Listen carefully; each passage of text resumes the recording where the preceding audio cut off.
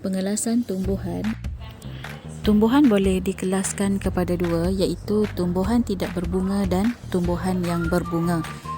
Tumbuhan yang tidak berbunga bermaksud tumbuhan itu tidak mengeluarkan bunga, manakala tumbuhan berbunga adalah tumbuhan yang mengeluarkan bunga. Tumbuhan tidak berbunga adalah tumbuhan yang tidak mengeluarkan bunga.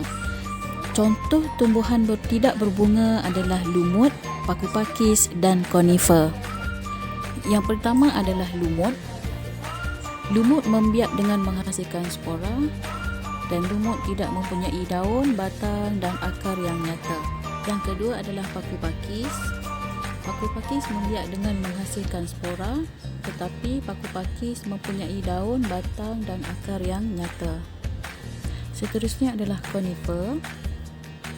Konifer membiak dengan menghasilkan kon, iaitu biji benih, dan konifer mempunyai batang, akar dan daun. Konifer contohnya adalah pokok Christmas. Tumbuhan berbunga pula menghasilkan bunga yang akan menjadi buah dan mempunyai biji. Bunga tersebut akan menjadi buah dan mempunyai biji. Setiap biji benih mempunyai kotiledon, iaitu makanan simpanan yang akan digunakan oleh biji benih untuk bercambah. Biji benih yang mempunyai satu kotiledon dipanggil monokotiledon, manakala biji benih yang mempunyai sepasang ataupun dua kotiledon dipanggil dikotiledon. Satu kotiledon dipanggil monokotiledon, dua kotiledon dipanggil dikotiledon.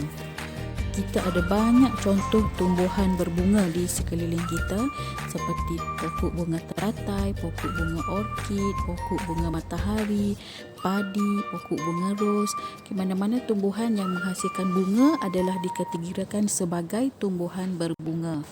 Mari kita lihat apa perbezaan bagi tumbuhan yang ada satu kotiledon ataupun monokotiledon dan tumbuhan yang ada dua kotiledon.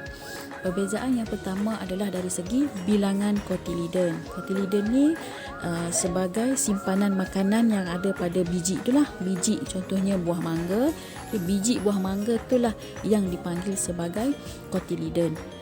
Satu kotiledon untuk monokotiledon, manakala dikotiledon dia ada dua. Contoh dalam gambar, kalau jagung dia hanya ada satu kotiledon, satu sahaja bilangan, tetapi kalau biji buah mangga, biji buah durian, kacang, dia punya biji tu kita boleh belah dua. So dia ada dua kotiledon. Dari segi akar, pokok monokotiledon akarnya serabut, manakala pokok dikotiledon akarnya tunjang. Dia ada satu akar yang besar dan panjang yang menjadi tunjang kepada pokok tersebut.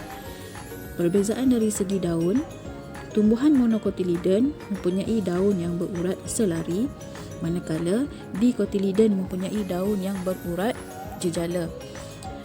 Untuk batang, tumbuhan monokotiledon kebanyakannya pokoknya berbatang lembut, seperti pokok jagung, pokok pisang, batangnya lebih lembut. Tetapi bagi tumbuhan dikotiledon, kebanyakan batang pokoknya adalah jenis berkayu. Contohnya pokok durian, pokok mangga. Perbezaan yang ketiga dari segi contoh. Monokotiledon seperti yang saya sebut tadi, pokok padi, pokok jagung. Yang mana awak lihat batang dia lembut, dia adalah kategori monokotiledon. Tetapi kalau dikotiledon, kita ada banyak contoh seperti pokok tomato, pokok durian, pokok manggis, pokok mangga. Jadi tumbuhan yang ada batang berkayu, maka dia adalah dikotiledon. Ini adalah perbezaan di antara tumbuhan monokotiledon dan dikotiledon. Awak boleh lihat dalam gambar, contohnya pokok jagung. Akarnya adalah jenis serabut, akar dia nampak serabut dan daun dia berurat selari, garis panjang-panjang. Manakala untuk tumbuhan dikotiledon, akarnya adalah akar tunjang. Dia tidak berserabut macam akar serabut. Dia adalah akar tunjang, yang mana dia ada satu akar yang besar dan panjang di tengah-tengah sebagai tunjang pokok, dan daunnya berurat jejala. Contoh pokok monokotiledon, pokok jagung dan pokok padi. Untuk dikotiledon, pokok durian dan pokok tomato. Sekarang kita belajar bagaimana untuk membina kekunci dikotomi. Apa itu kekunci dikotomi? Kekunci dikotomi adalah satu cara yang digunakan oleh ahli-ahli biologi untuk mengenapasi dan mengelaskan organisma-organisma secara sistematik berdasarkan persamaan dan perbezaan pada organisma. Kekunci dikotomi dibina daripada beberapa siri kuplet. Setiap kuplet terdiri daripada dua pernyataan tentang ciri-ciri organisma atau kumpulan organisma yang tertentu. Ini adalah contoh kekunci dikotomi bagi haiwan. Mari kita lihat bagaimana kita nak tentukan haiwan berdasarkan kekunci dikotomi yang diberi. Baiklah, lihat soalan 1A.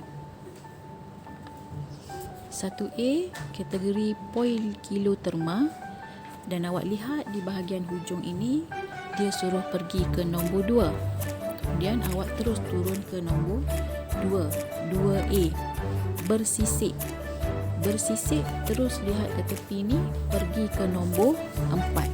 Terus turun ke nombor 4. 4A. Tidak mempunyai insang. Jawapannya adalah ular. Jadi di sini, ular mempunyai ciri-ciri yang pertama poikiloterma, yang kedua bersisik, dan yang ketiga tidak mempunyai insang. Seterusnya kita lihat 1B. Ciri-cirinya adalah homeoterma. Kamu lihat di hujung ni, pergi ke nombor 3. 3A tidak berbulu pelepah. Jawapannya adalah singa. Maka singa mempunyai ciri-ciri homeoterma dan tidak berbulu pelepah. Seterusnya 2A bersisik.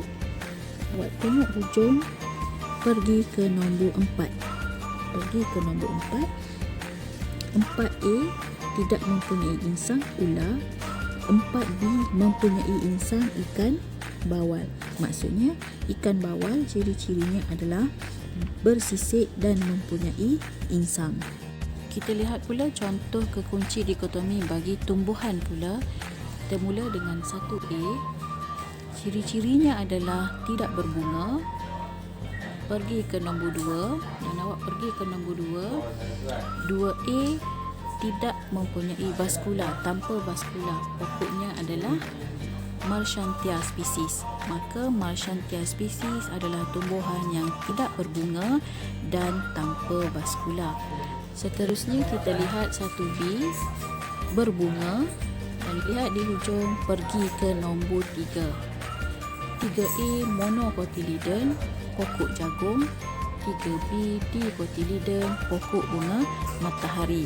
Maka pokok jagung adalah tumbuhan berbunga tetapi mempunyai monocotyledon, manakala pokok bunga matahari adalah pokok yang berbunga tetapi mempunyai dua cotyledon.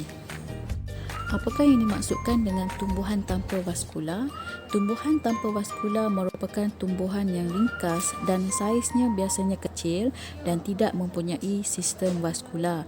Tumbuhan ini biasanya mempunyai akar, batang dan daun yang lebih lembut.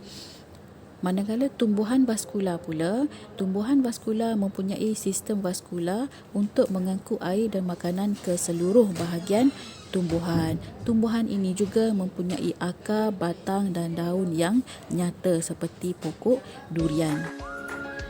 Baiklah, itu saja pembelajaran kita pada hari ini. Pada hari ini kamu telah pelajari bahawa tumbuhan boleh dikelaskan kepada tumbuhan yang tidak berbunga dan tumbuhan yang berbunga. Kamu juga telah pelajari apakah ciri-ciri bagi tumbuhan yang berbunga dan tumbuhan yang tidak berbunga dan apakah contoh-contoh bagi tumbuhan tersebut. Itu saja, sekian, terima kasih.